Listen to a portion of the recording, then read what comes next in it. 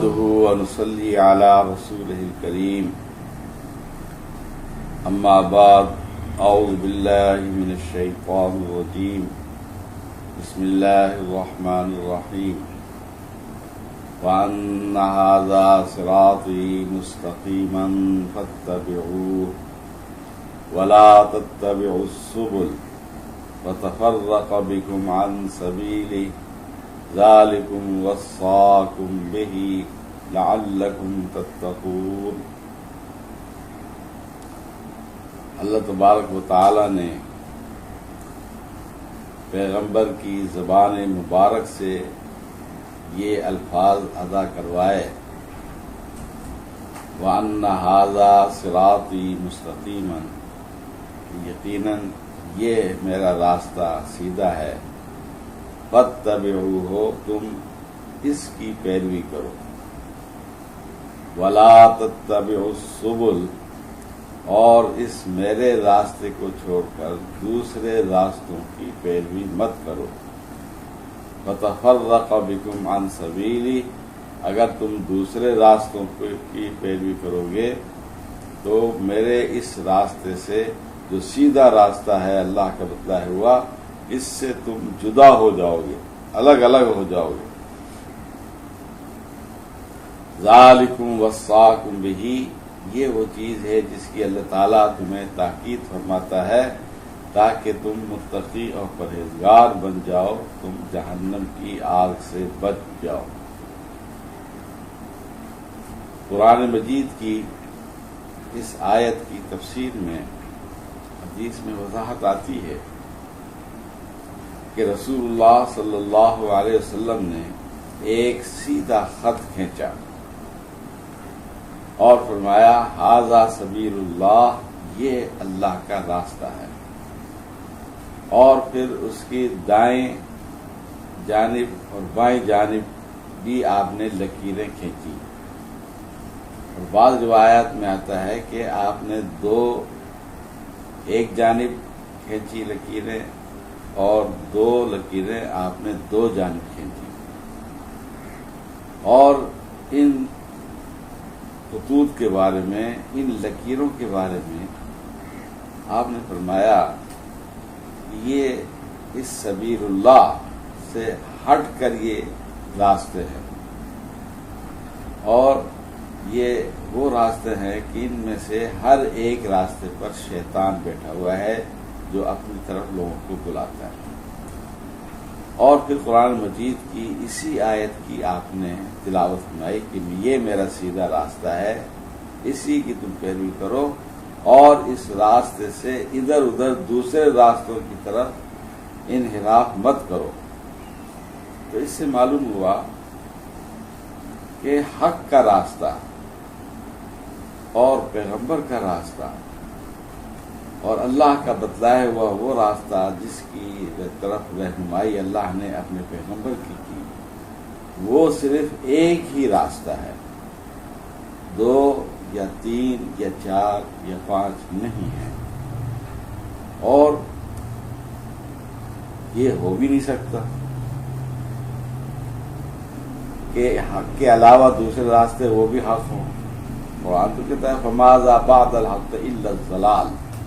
کہ حق ایک ہے اور اس کے بعد جتنے بھی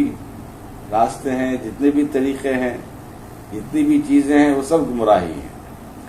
تو حق ایک ہی ہو سکتا ہے، متعدد نہیں ہو سکتے، اور اسی طریقے سے سیدھا راستہ بھی ایک ہی ہے، دو تین یا چار نہیں ہو سکتے۔ اب یہ سیدھا راستہ کون سا ہے؟ تو یہ قرآن کریم کی اس آیت سے بھی رہنمائی مل جاتی ہے کہ یہ وہ راستہ ہے جو پیغمبر نے اختیار فرمایا اور جس کی طرف رسول اللہ صلی اللہ علیہ وسلم نے اپنی امت کو اس طرف بلایا، اور وہ راستہ صرف قرآن اور حدیث کی پیروی کرنے والا راستہ ہے۔ اور یہ قرآن و حدیث کی پیروی کس طرح کرنی ہے؟ قرآن و حدیث کی پیروی اس طرح کرنی ہے جس طرح عہد رسالت میں صحابہ کرام رضوان اللہ تعالی علیہم اجمعین نے کی، اور رسول اللہ صلی اللہ علیہ وسلم کی وفات کے بعد بھی وہ اسی راستے پر گامزن رہے جس راستے پر اللہ کے رسول ان کو چھوڑ کر گئے تھے۔ اس کا مطلب یہ ہوا کہ قرآن و حدیث کو اس طریقے سے ماننا ہے جس طریقے سے صحابہ کرام نے مانا ہے، اور جس راستے کو صحابہ کرام نے اختیار کیا ہے۔ تو اسلاف کے منہج سے ہٹ کر، صحابہ کرام کے منہج سے ہٹ کر اگر کوئی قرآن کی یا حدیث کی ایک دوسری تعبیر کرتا ہے تو وہ قرآن و حدیث کی صحیح تعبیر نہیں ہوگی، اور اس کو ہم قرآن و حدیث پر چلنے والا نہیں کہیں گے۔ اس لیے کہ قرآن و حدیث پر چلنے کا دعویٰ ہر فرقہ کرتا ہے، حتیٰ کہ جو قرآن و حدیث سے بہت ہی دور ہیں وہ بھی کہتے ہیں کہ ہم قرآن و حدیث کو مانتے ہیں۔ حتیٰ کہ پچھلے دنوں لاہور میں شیعوں نے ایک کانفرنس کی، اس کانفرنس کا نام ہی انہوں نے رکھا تھا قرآن و سنت کانفرنس، اور پھر انہوں نے اس کانفرنس میں یہ مطالبہ کیا کہ قرآن و سنت کو نافذ کیا جائے۔ اس سے پہلے تو وہ فقہ جعفری کے نفاذ کا مطالبہ کرتے تھے، لیکن پاکستان کی تاریخ میں یہ پہلی مرتبہ ہوا کہ ابھی چند مہینے پہلے وہاں مینار پاکستان میں کانفرنس انہوں نے کی، اس کا نام بھی قرآن و سنت کانفرنس رکھا گیا، اور اس کانفرنس میں مطالبہ بھی یہ کیا کہ قرآن و سنت کو نافذ کیا جائے۔ اب اگر یہ وہ سچے دل سے یہ مطالبہ کریں اور قرآن و سنت کے ماننے کا جو تقاضا ہے ان کو صحیح معنوں میں سمجھیں اور ان پر عمل کریں، تو پھر تو اختلافات کی خلیج بہت حد تک کم ہو سکتی ہے۔ لیکن مسئلہ یہ ہے کہ نام قرآن و سنت کا سارے ہی لیتے ہیں، لیکن قرآن و سنت کو اس طرح ماننا جس طرح صحابہ کرام نے مانا ہے اور عہد رسالت میں اس طریقے پر عمل کیا گیا ہے، وہ طریقہ صرف وہی ہے جس کو اہل حدیث نے اختیار کیا ہے۔ وہ قرآن اور حدیث کے اس منہج سے، اس تعبیر سے جو صحابہ کرام نے سمجھا، صحابہ کرام نے اختیار کیا، اہل حدیث اس سے انحراف کرنے کو جائز نہیں سمجھتے۔ اس لیے صرف اہل حدیث ہی قرآن و حدیث پر عمل کرنے والے ہیں، چاہے دوسرے لوگ اپنی زبان سے بے شک دعوے کرتے رہیں کہ ہم بھی قرآن و حدیث کو ماننے والے ہیں، لیکن ان کا دعویٰ اس لیے قابل قبول نہیں ہو سکتا، اور ہر ذی شعور آدمی اس بات کو سمجھ سکتا ہے کہ وہ اپنے اس دعوے میں سچے نہیں ہیں، اس لیے کہ انہوں نے تو راستہ ہی صحابہ کرام کے منہج سے یکسر مختلف منہج اور راستہ اختیار کیا ہوا ہے۔ اب مثال کے طور پر تقلید کا مسئلہ ہے، اب صحابہ کرام کے زمانے میں تقلید کا کوئی رواج نہیں تھا، لیکن انہوں نے تقلید کو فرض و واجب کا درجہ دے رکھا ہے، حالانکہ فرض و واجب کے لیے کوئی دلیل، شرعی دلیل ہونی چاہیے، کوئی نص ہونی چاہیے۔ ہر شخص اپنی طرف سے تو کوئی چیز واجب یا فرض قرار نہیں دے سکتا، تو انہوں نے تقلید کو جس کے وجوب کی کوئی دلیل نہ قرآن میں ہے نہ حدیث میں ہے، اس کو انہوں نے واجب قرار دے رکھا ہے۔ اس کا مطلب یہ ہوا کہ صحابہ کرام کے منہج سے ان کا منہج بالکل مختلف ہے۔ اور اسی طریقے سے جو رسول اللہ صلی اللہ علیہ وسلم کا منصب رسالت ہے وہ کیا ہے کہ اللہ تعالیٰ نے قرآن مجید آپ پر نازل فرمایا اور آپ کی بابت فرمایا کہ وَأَنزَلْنَا إِلَيْكَ الذِّكْرَ لِتُبَيِّنَ لِلنَّاسِ مَا نُزِّلَ إِلَيْهِمْ، کہ پیغمبر ہم نے آپ کی طرف یہ قرآن مجید اس لیے نازل کیا ہے کہ اس کی تبیین، تشریح اور توضیح، جو چیزیں لوگوں کے لیے اتاری گئی ہیں ان کی وضاحت آپ لوگوں کے سامنے کریں، لِتُبَيِّنَ لِلنَّاسِ مَا نُزِّلَ إِلَيْهِمْ، تو یہ قرآن مجید کی تشریح کرنا، قرآن مجید کی توضیح کرنا اور قرآن مجید کے مجمل احکام کی تفصیل بیان کرنا، یہ اللہ کے رسول کا وہ منصب ہے جو اللہ تعالیٰ نے اپنے پیغمبر کو عطا فرمایا۔ اور یہ منصب اس لیے اللہ تعالیٰ نے قرآن مجید کی تشریح و توضیح کا عطا فرمایا اپنے پیغمبر کو کہ اس کے بغیر قرآن مجید پر عمل ہو ہی نہیں سکتا تھا۔ قرآن مجید کے جو اجمالی احکام ہیں، نماز پڑھو، روزہ رکھو، حج کرو، عمرہ کرو، تو اس کی تفصیلات تو احادیث میں نہیں ملتی۔ تو ان اجمالی احکامات کی پوری تفصیل رسول اللہ صلی اللہ علیہ وسلم نے اپنے عمل سے واضح فرمائی یا اپنے فرامین کے ذریعے سے واضح فرمائی۔ تو قرآن پر عمل اسی روشنی میں کیا جائے گا جس کی تشریح اور توضیح یا اس کے مطابق عمل اللہ کے رسول نے کیا ہے۔ اللہ کے رسول کی تشریح و توضیح کو یا اللہ کے رسول کے عمل کو نظر انداز کر کے یہ کہنا کہ ہم قرآن پر عمل کرتے ہیں، یہ قرآن پر عمل نہیں سمجھا جائے گا۔ اور اہل حدیث کے علاوہ اس انداز سے قرآن پر کسی نے بھی عمل نہیں کیا۔ مثال کے طور پر ہمارے برادران احناف ہیں، نماز کتنا اہم مسئلہ ہے۔ اب قرآن نے حکم دیا ہے نماز پڑھو، تو اب ہم نے دیکھنا ہے کہ نماز پڑھنی کس طرح ہے۔ تو رسول اللہ صلی اللہ علیہ وسلم نے جس طرح نماز پڑھی ہے تعدیل ارکان کے ساتھ،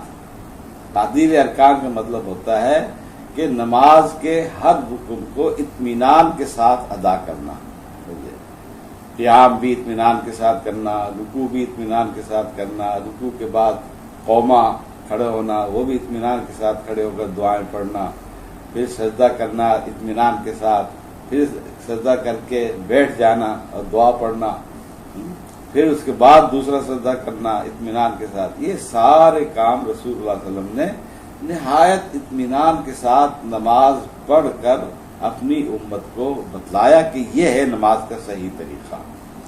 یہی وجہ ہے کہ رسول اللہ صلی اللہ علیہ وسلم کے زمانے میں ایک صحابی آیا، آپ مسجد نبوی میں تشریف فرما تھے، نماز ہو چکی تھی، اس نے آ کر اپنے طور پر نماز پڑھی اور نماز پڑھ کر جب فارغ ہو کر جانے لگا تو رسول اللہ صلی اللہ علیہ وسلم کی خدمت میں حاضر ہو کر اس نے سلام عرض کیا۔ آپ نے سلام کا جواب دے کر فرمایا، ارجع فصلی فإنک لم تصلی، کہ جا دوبارہ نماز پڑھ، تو نے نماز نہیں پڑھی۔ وہ دوبارہ گیا، نماز پڑھ کر پھر آ گیا، پھر سلام عرض کیا، پھر آپ نے سلام کا جواب دے کر پھر یہی فرمایا، ارجع فصلی فإنک لم تصلی، جا دوبارہ نماز پڑھ، تو نے نماز نہیں پڑھی۔ وہ پھر گیا، نماز پڑھ کر پھر آ کر سلام عرض کیا، تو تیسری مرتبہ بھی آپ نے یہی الفاظ ارشاد فرمایا۔ تو وہ صحابی کہنے لگا کہ اللہ کے رسول، مجھے تو اسی طرح نماز پڑھنی آتی ہے، آپ مجھے بتلایا کہ میں کس طرح نماز پڑھوں۔ تو احادیث میں صراحت موجود ہے کہ آپ نے پھر اس کے سامنے وضاحت فرمائی کہ نماز کے ہر رکن کو اطمینان کے ساتھ ادا کرنا ہے، رکوع بھی، سجدہ بھی، قومہ بھی، قیام بھی، پھر تیری نماز صحیح ہوگی۔ اور تعدیل ارکان کے بغیر نماز کو آپ نے نماز ہی تسلیم نہیں کیا۔ اب ہمارے برادران احناف نے اس نماز کی بابت کیا موقف اختیار کیا؟ انہوں نے ایک اصول بنایا، اور اس طرح کے بے شمار انہوں نے اصول بنائے ہوئے ہیں جن کے ذریعے سے وہ احادیث کو رد کرتے ہیں۔ تو ایک اصول انہوں نے بنایا کہ جو خاص چیز ہے، قرآن کا جو خاص حکم ہے، الخاص لا یحتمل البیان، تو اس کو بیان کی توضیح کی ضرورت نہیں ہے۔ مثال کے طور پر اللہ تعالیٰ نے کہا ہے رکوع کرو اور سجدہ کرو، یہ قرآن میں مثال دی انہوں نے اس اصول کے تحت۔ قرآن کہتا ہے رکوع کرو اور سجدہ کرو، اب رکوع کس چیز کا نام ہے؟ اور سجدہ کس چیز کا نام ہے؟ وہ کہتے ہیں رکوع کا مطلب ہے الانحناء، جھک جانا، اور سجدے کا مطلب ہے، سجدے کا نام ہے وضع الجبہۃ علی الارض،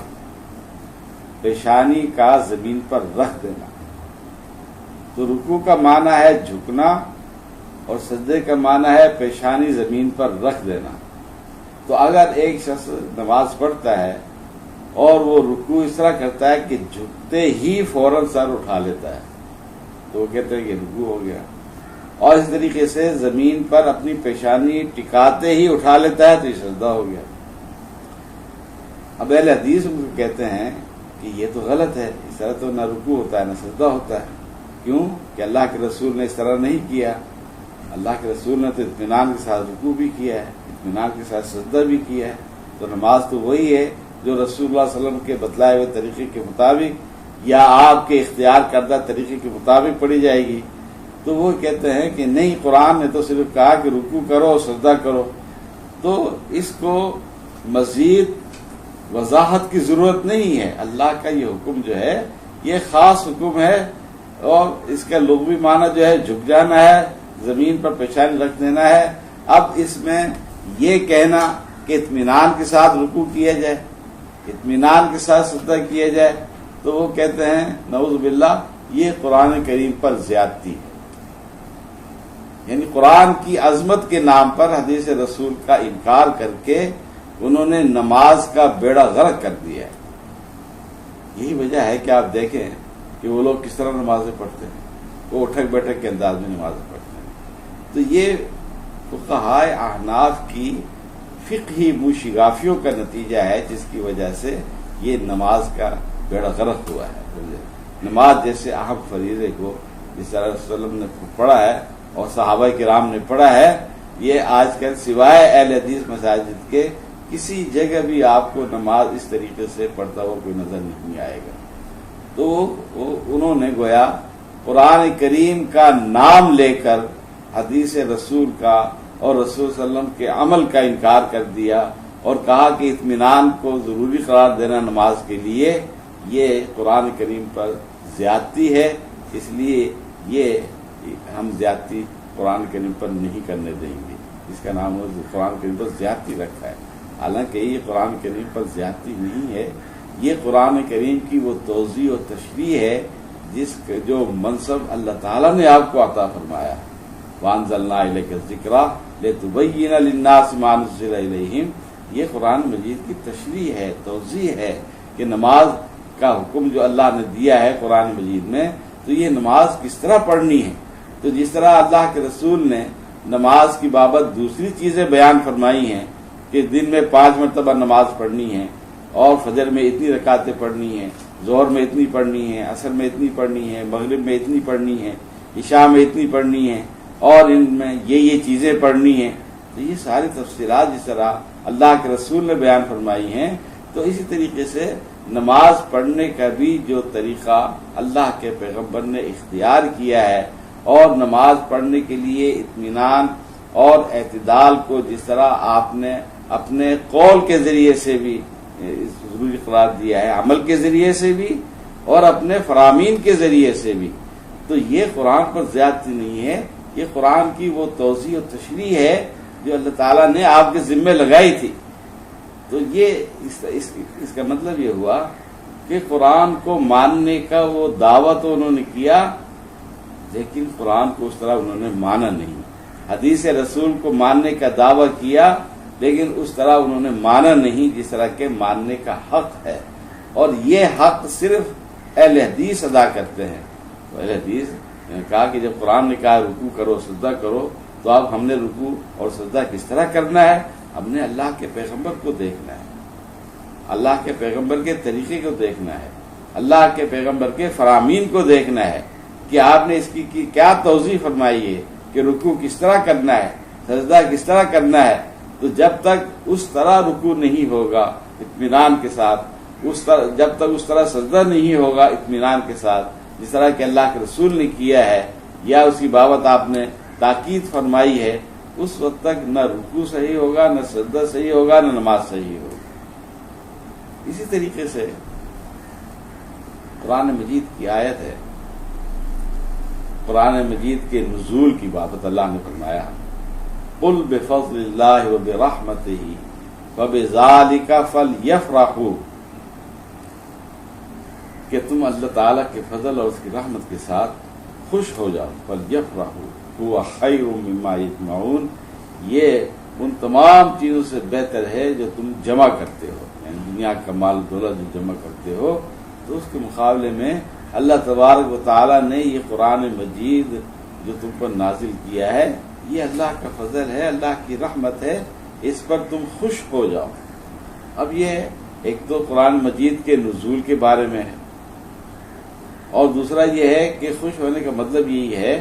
کہ تم اس نعمت کا حق ادا کرنے کی کوشش کرو۔ اس پر خوشی کرنے کا مطلب یہی ہے، خوشی کرنے کا یہ مطلب تو نہیں ہے کہ جھنڈیاں لگاؤ، گلی کوچوں کو سجاؤ، بگڑے جلوس پر ڈالو اور اس طرح دھوم دھام کرو، یہ خوش ہونے کا یہ مطلب تو نہیں ہے۔ لیکن ہمارے بریلوی حضرات نے اس سے ایک تو یہ نزول قرآن کے سلسلے میں نازل آئی، اور اس کو انہوں نے میلاد پر چشمہ کر دیا۔ دیکھو اللہ تعالیٰ کہتا ہے کہ تو رسول صلی اللہ علیہ وسلم کی ولادت یہ بھی اللہ کی رحمت ہے، یہ بھی اللہ کا فضل ہے، تو اللہ تعالیٰ کہتا ہے تم خوشیاں مناؤ، حالانکہ خوشی منانا یہ ترجمہ غلط ہے۔ اللہ تعالیٰ کہتا ہے خوش ہو جاؤ، قرآن کریم جیسی نعمت اللہ نے تمہیں عطا کی ہے، اس پر تم خوش ہو جاؤ۔ تو اس کا ایک تو وہ ولادت پر اس کو چشمہ کرتے ہیں، اور پھر اس کا ترجمہ مفہوم بھی غلط بیان کرتے ہیں، اور اس کی تشریح و توضیح بھی ساری من گھڑت سمجھے، اور جشن میلاد کے نام پر جو ہاؤ ہو کرتے ہیں وہ سب اس قرآن کریم کی اس آیت سے وہ کشید کرتے ہیں۔ اب یہ سوچئے کہ قرآن مجید کی یہ آیت اللہ کے رسول پر نازل ہوئی تھی، اور صحابہ کرام رضوان اللہ تعالی علیہ مجمعین کی موجودگی میں نازل ہوئی تھی، لیکن نہ اللہ کے پیغمبر کو یہ معلوم ہوا کہ اس آیت میں تو میری ولادت کی خوشی منانے کا ذکر ہے، اور نہ صحابہ کرام کو اس بات کا اندازہ ہوا کہ قرآن مجید کی اس آیت میں تو اس بات کا حکم دیا گیا ہے کہ تم نبی صلی اللہ علیہ وسلم کی ولادت پر خوشیاں مناؤ، جلوس نکالو، بھنگڑے ڈالو، چراغاں کرو۔ اس کا مطلب یہ ہوا کہ قرآن مجید کی اس آیت کا ان لوگوں نے وہ مفہوم لیا ہے، وہ مطلب اخذ کیا ہے جس کا علم اللہ کے رسول کو بھی نہیں تھا، اور جن صحابہ کرام کے سامنے یہ قرآن مجید نازل ہوا ان کو بھی اس کا علم نہیں ہوا۔ تو یہ قرآن اور حدیث کو ماننا نہیں ہے۔ اہل حدیث کا منہج یہی ہے کہ قرآن اور حدیث کو اس طرح ماننا ہے جس طرح اللہ کے رسول نے مانا ہے اور صحابہ کرام نے اس کے مطابق عمل کر کے دکھلایا ہے۔ تو صحابہ کرام نے قرآن مجید کی اس آیت کے باوجود کوئی میلاد کا جشن نہیں منایا، نہ اس آیت سے انہوں نے اس پر استدلال ہی کیا، کیونکہ قرآن مجید کی اس آیت کا نبی صلی اللہ علیہ وسلم کی ولادت سے کوئی تعلق ہی نہیں ہے۔ تو کہنے کا مقصد یہ ہے کہ قرآن و حدیث کو اس طرح ماننا ہے جس طرح صحابہ کرام نے مانا ہے،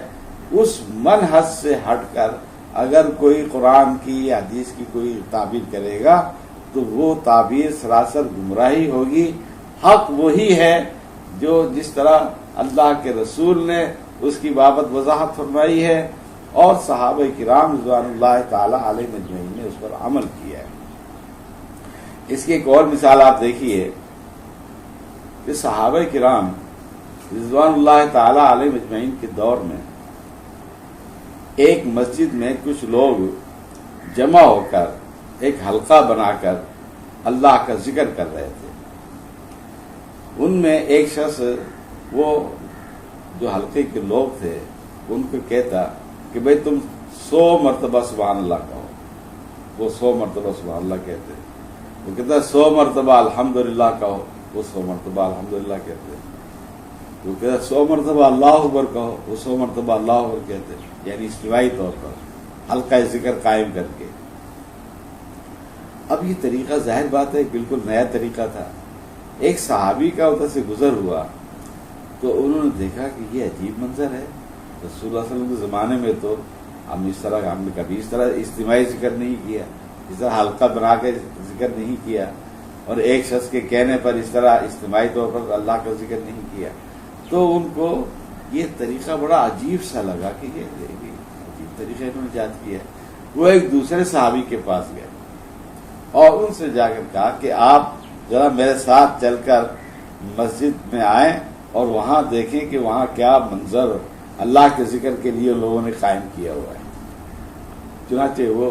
دوسرے صحابی ان کے ساتھ وہاں مسجد میں آئے تو انہوں نے جب یہ منظر دیکھا تو انہوں نے کہا کہ اللہ کے بندو، ابھی تو اللہ کے پیغمبر کے جو کپڑے ہیں وہ بھی بوسیدہ نہیں ہوئے،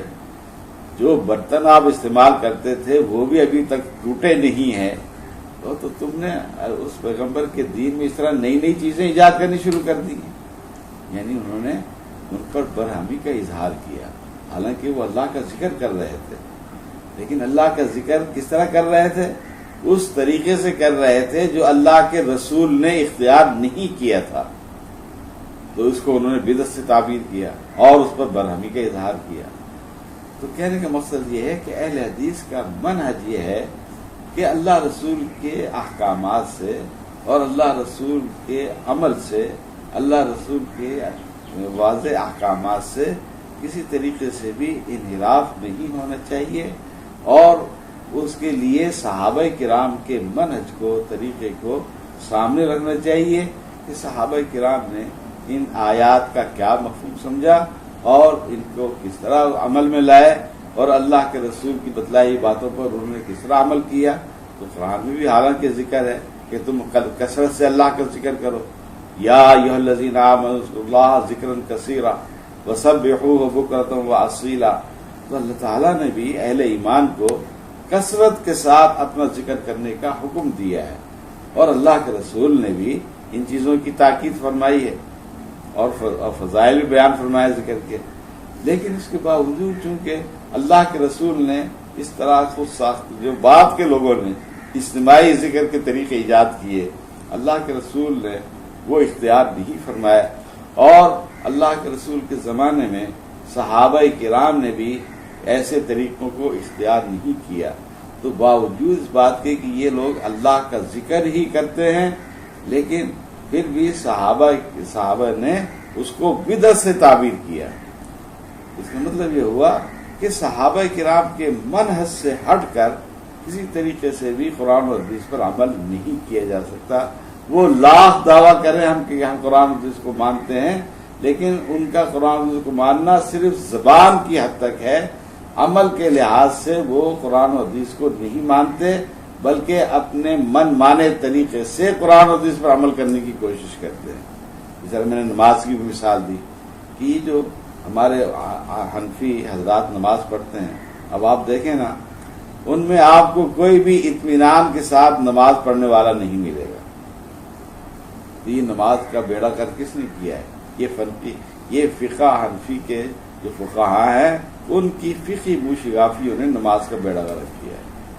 حالانکہ رسول صلی اللہ علیہ وسلم نے تو نماز بڑے اطمینان کے ساتھ پڑھی ہے، صحابہ کرام بڑے اطمینان کے ساتھ نماز پڑھتے تھے. تو اہل حدیث یہی کہتے ہیں کہ قرآن حدیث کو ماننا ہے، لیکن کس طرح ماننا ہے؟ اس طریقے سے ماننا ہے جس طرح صحابہ کرام نے مانا ہے. اس منہج سے ہٹ کر قرآن حدیث کو ماننے کا دعویٰ کرنے والا وہ قرآن حدیث کو ماننے والا نہیں سمجھا جائے گا. اسی لیے ہم اہل حدیث یہ بھی کہتے ہیں، بعض لوگ لفظ اہل حدیث پر اعتراض کرتے ہیں، سمجھے کہ یہ اہل حدیث نہیں کہلانا چاہیے، اس سے فرقہ واریت کی بو آتی ہے. سمجھے یہ فرقہ واریت کی بو نہیں ہے اس میں، بلکہ یہ تو اصل قرآن و حدیث کی طرف دعوت ہے. اس لیے کہ اہل حدیث کا مطلب یہ ہے کہ قرآن و حدیث کو ماننے والا اور قرآن و حدیث کو اس طرح ماننے والا جس طرح صحابہ کرام نے مانا ہے. اسی لیے جب دوسرے لوگ بھی کہتے ہیں، ہم کہتے ہیں نا کہ ہم اہل حدیث ہیں، تو کہتے ہیں اہل حدیث تو ہم بھی ہیں. ان سے پوچھا جاتا ہے بھائی تم کس طرح اہل حدیث ہو؟ کہتے ہیں بھی قرآن و حدیث کو مانتے ہیں. لیکن اہل حدیث کے قرآن و حدیث کے ماننے میں اور دوسرے لوگوں کے قرآن و حدیث کے ماننے میں زمین آسمان کا فرق ہے. اہل حدیث قرآن حدیث کو مانتے ہیں صحابہ کرام کے منہاج اور منہج کی روشنی میں، صحابہ کرام کے طریقے کی روشنی میں، جس طرح انہوں نے عمل کیا ہے قرآن حدیث پر اس طرح عمل کرنا ہے، اور وہ اپنے من مانے طریقے سے قرآن حدیث کو مانتے ہیں، اور حدیث رسول کو وہ اہمیت نہیں دیتے، اور صحابہ کرام کے طریقے کو بھی وہ اہمیت نہیں دیتے۔ اس لیے دعوے کی حد تک بے شک وہ کہتے رہیں کہ ہم قرآن حدیث کو مانتے ہیں، لیکن قرآن و حدیث کو ماننے والے سوائے اہل حدیث کے اس وقت دنیا میں کوئی نہیں ہے۔ اس لیے اہل حدیث کہلانے میں بھی کوئی شرمندگی محسوس نہیں کرنی چاہیے، بلکہ ہمیں بڑے فخر کے ساتھ یہ اہل حدیث کا لفظ استعمال کرنا چاہیے۔ اسی میں ہمارا امتیاز ہے، ہماری شان ہے، اور ہمارے مسلک کی پوری طرح عکاسی ہے۔ کیونکہ جب ہم کہتے ہیں ہم قرآن حدیث کو مانتے ہیں تو یہ پورا عہد رسالت اور عہد صحابہ کے طریقے اس میں آ جاتے ہیں۔ اب رسول اللہ صلی اللہ علیہ وسلم کی قبر مبارک مدینے میں موجود ہے، لیکن صحابہ کرام کے دور میں قطعاً یہ چیز آپ کو نہیں ملے گی کہ صحابہ کرام نے